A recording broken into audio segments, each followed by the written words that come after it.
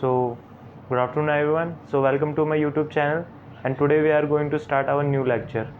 So, our first topic will be factor affecting binding capacity of oxygen in case of hemoglobin and myoglobin.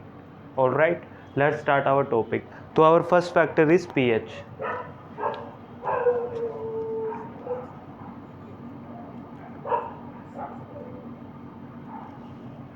pH का क्या मतलब होता है? pH का मतलब होता है जो हमें बताता है कि कोई चीज़ कितनी एसिडिक है और कोई चीज़ कितनी बेसिक है। ठीक है, तो यहाँ पे क्या है कि हमें pH बताना है कि pH का क्या रोल है जिससे बाइंडिंग कैपेसिटी ऑफ ऑक्सीजन है वो वेरी करती है।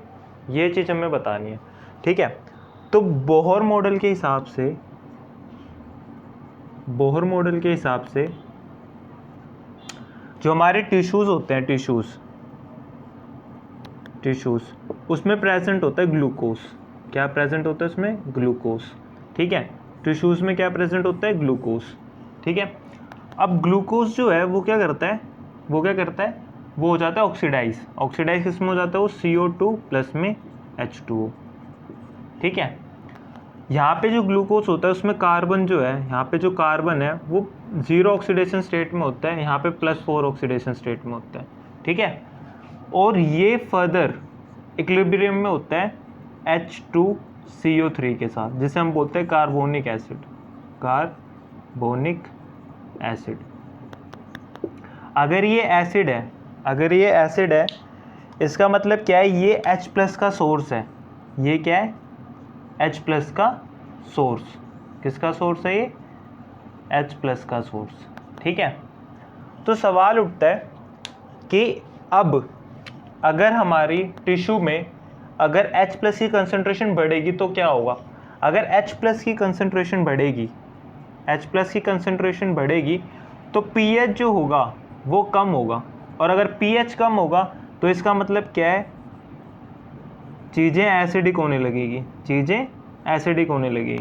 ठीक है, इसका मतलब क्या है? टिश्यू में क्या प्रेजेंट होता है? Blood.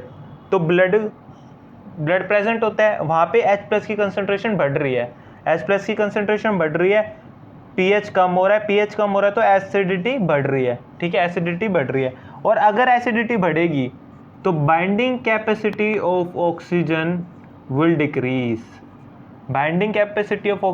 Decrease which result into deoxyhemoglobin। Are you getting my point?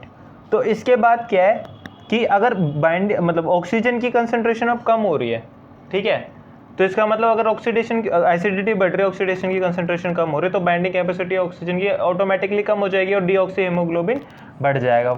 ठीक है, ब्लड में। और बाइंडिंग कैपेसिटी ऑफ ऑक्सीजन कम हो रही है, इसका मतलब CO2 की कंसंट्रेशन जो है वो ज़्यादा हो रही है ब्लड में। किसकी कंसंट्रेशन ज़्यादा हो रही है? CO2 की।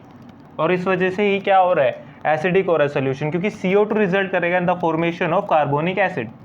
Are you getting my point?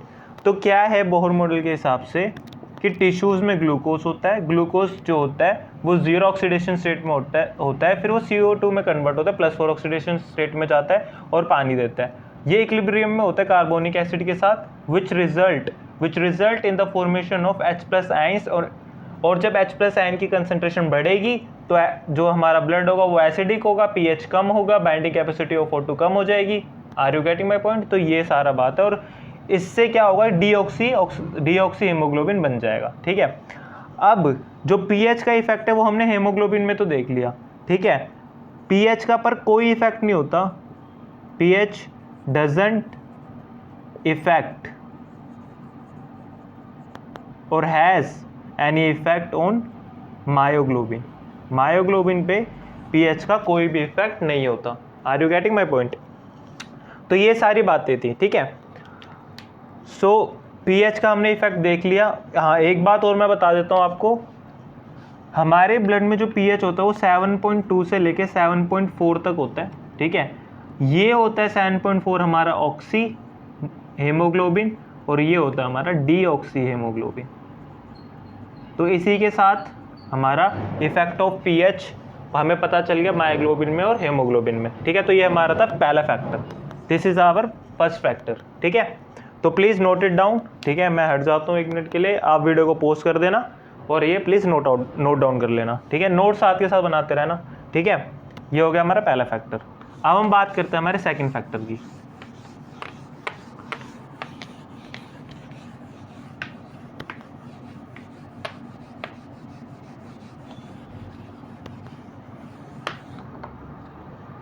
तो हमारा सेकंड फैक्टर है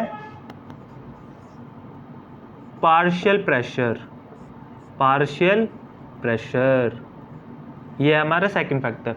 पार्शियल प्रेशर जो है वो दोनों केसेस में हमारा जो है इफेक्ट करता है, हेमोग्लोबिन में भी और मायोग्लोबिन में भी। किसको इफेक्ट करता है? बाइंडिंग कैपेसिटी ऑफ O2 को, ठीक है। पार्शियल प्रेशर जो होता है वो डायरेक्टली प्रोपोर्शनल है बाइंडिंग कैपेसिटी ऑफ O2 के।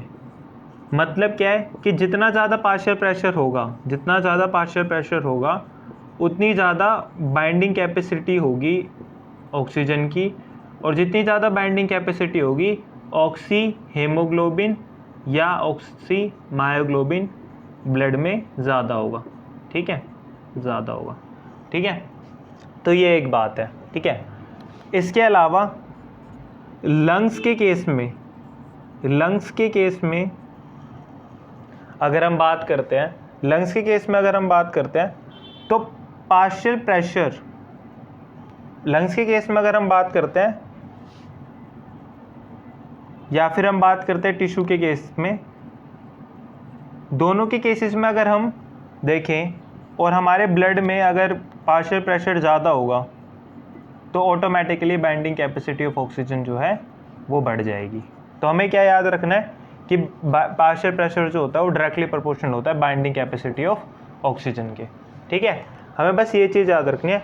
इसका ग्राफ याद रख सकते हो आप, उसी में से क्वेश्चन आता है, ठीक है। ये होगा इसका ग्राफ, यहाँ पे आएगा percent of saturation in haemoglobin and myoglobin versus binding capacity of oxygen, ठीक है।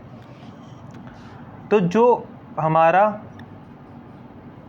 मायोग्लोबिन है उसमें हमारा आता है ऐसा ग्राफ, और जो हमारा हेमोग्लोबिन है उसमें हमारा आता है ऐसा ग्राफ, ठीक है।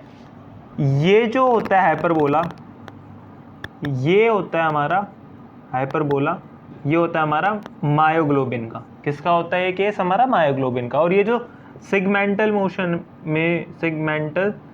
मोशन में जो ग्राफ आया ये होता है हमारा किसका? हेमोग्लोबिन का, ठीक है। ये यहाँ पे होता है हमारा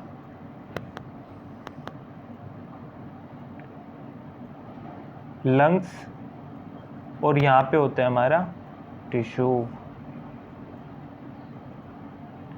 ठीक है।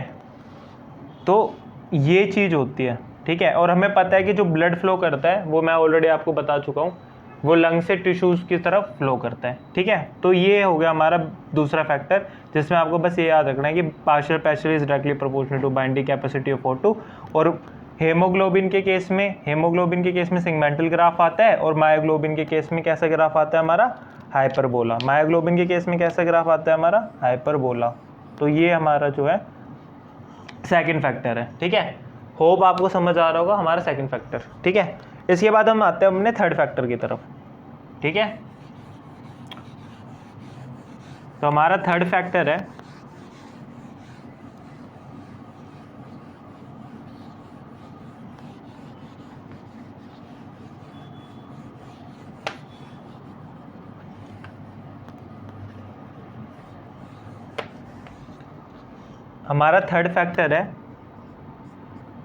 BPH। इसका मतलब क्या है हमारा? बिस फोस्फोग्लिसरेट।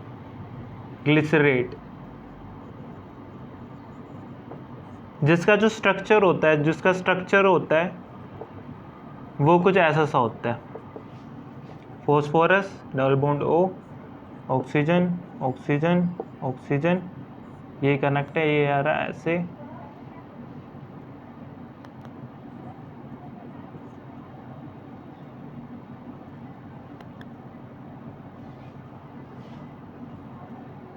ऑक्सीजन ऑक्सीजन, और यहाँ पे कनेक्ट है आपका एसिडिक ग्रुप, ठीक है। तो ये होता है हमारा BPH, ये होता है हमारा BPH, ठीक है, ये होता है हमारा BPH। अब क्या होता है, अगर हमारा ये हो गया हमारा BPH, अगर हमारे ब्लड में, अगर हमारे RBC ब्लड में अगर BPH की कंसंट्रेशन बढ़ जाती है तो binding capacity of O2 will decrease, will decrease. तो ये चीज़ आपको याद रखनी है, ठीक है, binding capacity of O2 will decrease, ठीक है। अब अगला पॉइंट क्या है, अगला पॉइंट ये है कि अगर हम लंग्स की बात करें तो वहाँ पे बेशक से BPH की कंसंट्रेशन बढ़ जाए, पर वहाँ पे पार्शियल प्रेशर इतना होता है, वहाँ पे पार्शियल प्रेशर इतना होता है, बेशक से बढ़ गई है BPH की कंसंट्रेशन, बट पार्शियल प्रेशर इतना ज़्यादा है कि बाइंडिंग कैपेसिटी ऑफ O2 पर कोई इफ़ेक्ट नहीं पड़ता, इफ़ेक्ट नहीं पड़ता, ठीक है। But in a case of tissue अगर BPH की कंसंट्रेशन बढ़ जाती है then binding capacity of O2 will definitely gonna decrease, ठीक है। तो BPH का मतलब समझ आया, बिसफॉस्फोग्लिसरेट, इसका स्ट्रक्चर ये रहा आपके सामने नज़रों के, ठीक है। और RBC ब्लड सेल में अगर BPH बढ़ जाता है तो binding capacity of O2 will decrease, ठीक है। लंग्स के केस में मैंने बता दिया पार्शियल प्रेशर इतना ज़्यादा होता है कि बाइंडिंग कैपेसिटी ऑफ O2 पे कोई फर्क नहीं पड़ता, चाहे BPH आपका कितना भी बढ़ जाए, BPH आपका कितना भी बढ़ जाए। बट टिश्यू के केस में अगर BPH बढ़ेगा तो binding capacity of O2 will definitely decrease. Are you getting my point? तो इसी के साथ हमारे तीनों फैक्टर खत्म हो चुके हैं और यही फैक्टर्स थे जो बाइंडिंग कैपेसिटी ऑफ O2 को जो है इफेक्ट करते हैं in case of haemoglobin and myoglobin, ठीक है। अब हम बात करते हैं हमारे अगले टॉपिक की, जिसका नाम है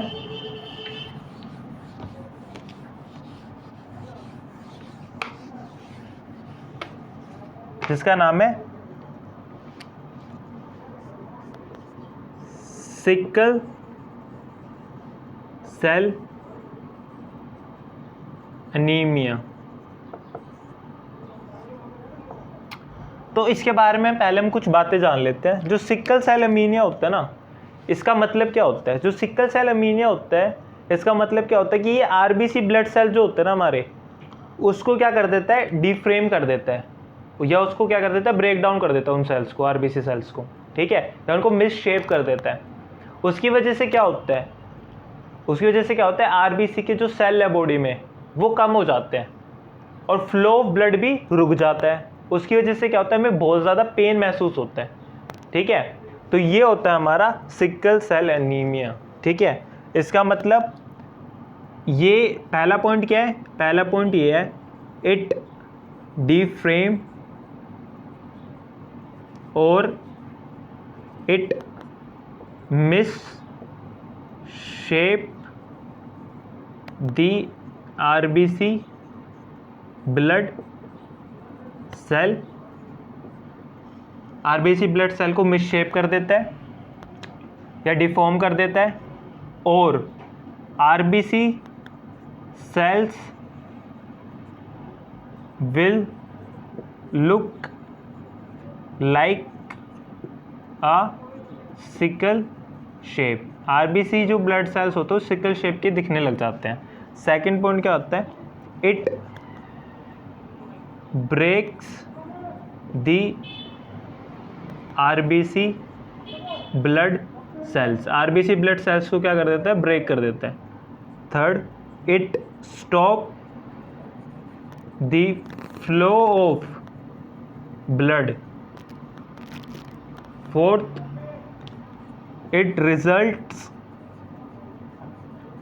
pain in the body, तो ये सारे फैक्टर्स आपको याद रखने हैं कि मिस शेप कर देता है RBC ब्लड सेल को, RBC ब्लड सेल किसी तरह दिखने लगता है, सिकल शेप की तरह दिखने लग जाते हैं, ठीक है। सेकंड पॉइंट क्या है कि आरबीसी ब्लड सेल्स को तोड़ देता है। थर्ड पॉइंट क्या है, फ्लो ब्लड को रोक देता है। फोर्थ पॉइंट क्या है, इसकी वजह से हमें बॉडी में पेन महसूस होता है। ठीक है, तो ये होता है सिकल सेल एनीमिया। ठीक है, अब होता कैसे है ये सब? जो सिकल सेल एनीमिया है उसमें केस में क्या होता है, जो हमारे आरसीबी ब्लड सेल होते हैं ना, उसमें जो ग्लूटामिक एसिड प्रेजेंट होता है, उसमें जो ग्लूटामिक एसिड प्रेजेंट होता है, उसमें जो ग्लूटामिक एसिड प्रेजेंट होता है हमारा,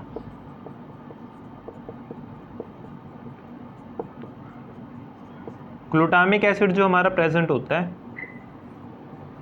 ग्लूटामिक एसिड जो प्रेजेंट होता है वो नेचर में कैसा होता है, ये नेचर में कैसा होता है हाइड्रोफिलिक। हाइड्रोफिलिक का मतलब होता है ये पानी से नहीं डरता, ये पानी से नहीं डरता। पर सिकल सेल एनीमिया क्या करता है, सिकल सेल एनीमिया क्या करता है, इस ग्लूटामिक एसिड को कन्वर्ट कर देता है वेलिन में। किसमें? वेलिन में।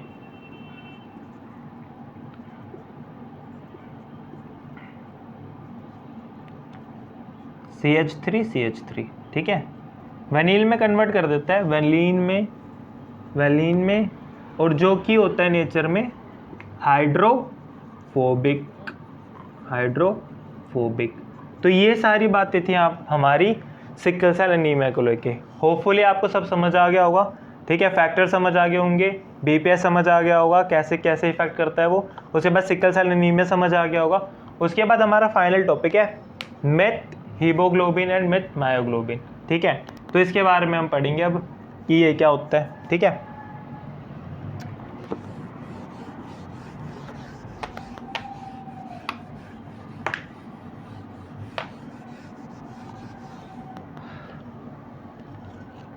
तो ये हमारा नेक्स्ट टॉपिक है मिट हेमोग्लोबिन एंड मिट मायोग्लोबिन। तो इस केस में क्या होता है, मिट हेमोग्लोबिन और मिट मायोग्लोबिन में, इनमें क्या होता है, जब भी हम इनकी बात करते हैं, ठीक है, इनमें क्या होता है, जो हमारा आयरन प्रेजेंट होता है हेमोग्लोबिन में और मायोग्लोबिन में, वो कन्वर्ट हो जाता है Fe+3 में। मतलब उसके ऑक्सीडेशन स्टेट जो होते हैं वो +3 हो जाते हैं परमानेंटली। इसके केस में क्या हो जाती है, मिथ हेमोग्लोबिन और मायोग्लोबिन के केस में कि Fe जो होता है वो +3 में कन्वर्ट हो जाता है परमानेंटली। ठीक है, ऑक्सीडाइज हो जाता है +3 में परमानेंटली। ठीक है, होता कैसे, जो हमारी पोरीफायरी नहीं होती उसमें Fe प्रेजेंट होता है। ठीक है, Fe प्रेजेंट होता है। ठीक है, Fe प्रेजेंट होता है। ये Fe जो होता है ये होता है हमारा +2 ऑक्सीडेशन स्टेट में, राइट। अगर हम इसकी रिएक्शन कराते हैं O2 के साथ तो ये हो जाता है कुछ ऐसा। ठीक है, ये हो गया +3 ऑक्सीडेशन स्टेट में। ठीक है, इसे हम कैसा लिख सकते हैं, इसे हम ऐसा लिख सकते हैं, ऐसा लिख सकते हैं।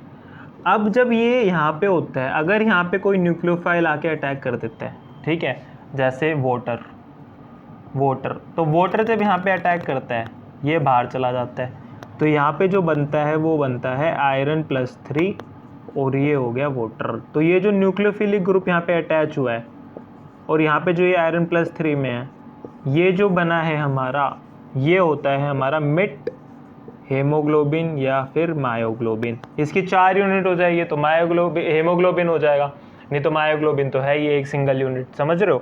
तो ये होता है हमारा मिट हेमोग्लोबिन एंड मिट मायोग्लोबिन। तो इसमें ज़्यादा याद रखने की जरूरत नहीं है, बस आपको यही पता होना चाहिए जो मैंने आपको बताया है। 2 पॉइंट बहुत इंपॉर्टेंट है, क्या Fe को +3 में परमानेंटली ऑक्सीडाइज कर देता है। सेकंड पॉइंट क्या इंपॉर्टेंट है यहाँ पे, ये इंपॉर्टेंट है कि हमारा जो होता है न्यूक्लियोफाइल अटैक करता है और यहाँ पे हमारा वाटर मॉलिक्यूल जुड़ जाता है। वाटर मॉलिक्यूल की जगह पे कुछ और भी हो सकता है, जैसे Cl नेगेटिव भी हो सकता है। ठीक है, जरूरी नहीं है वाटर होगा, बट न्यूक्लियोफाइल होना चाहिए, तो न्यूक्लियोफाइल अटैच हो जाता है। ठीक है, तो ये बातें आपको याद रखनी है। तो इसी के साथ हमारे आज के टॉपिक्स खत्म होते हैं। ठीक है, जो हमारा नेक्स्ट टॉपिक होगा वो होगा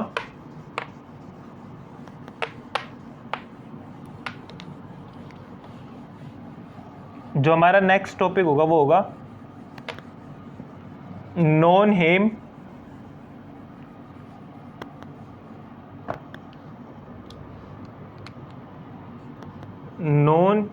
हेम Fe एंजाइम्स, समझ रहे हो? सॉरी, नॉन हेम एंजाइम्स होंगे, अगला टॉपिक होगा जो हमारा, ठीक है, नॉन हेम एंजाइम्स। उसमें हम किसके बारे में पढ़ेंगे? उसमें हम पढ़ेंगे हेमोसाइनिन के बारे में और हिमराथीन के बारे में, हिमराथीन के बारे में, ठीक है, ये हम करेंगे नेक्स्ट क्लास में, ठीक है। फिर भी मैं एक थोड़ा सा ओवरव्यू दे देता हूँ। जो हमारा हिमराथीन होता है इसमें Fe प्रेजेंट होता है, ठीक है, बट हेम ग्रुप की तरह प्रेजेंट नहीं होता, वो नॉन हेम ग्रुप होते हैं। जैसे हमने अभी तक पढ़े ना मायोग्लोबिन, हेमोग्लोबिन, उसमें Fe क्या था? हेम ग्रुप की तरह प्रेजेंट था। यहाँ पे हिमराथीन में नहीं होगा ऐसा। और हेमोसाइनिन में जो हम मेटल यूज़ करते हैं वो करते हैं कॉपर। कौन सा मेटल हम यूज़ करते हैं यहाँ पे? कॉपर, ठीक है। और यहाँ पे क्या यूज़ करते हैं? हम Fe। और ये दोनों के, इन दोनों का काम क्या होता है? इन दोनों का काम होता है स्टोरेज ऑफ O2। ये दोनों के दोनों जो है ऑक्सीजन का क्या करते हैं? स्टोरेज करते हैं, ठीक है। इनके बारे में हम डिटेल में पढ़ेंगे नेक्स्ट क्लास में। So guys, that's it for today's video. Hope you like it and enjoy it. Please share, subscribe and stay safe at your homes. Thank you very much.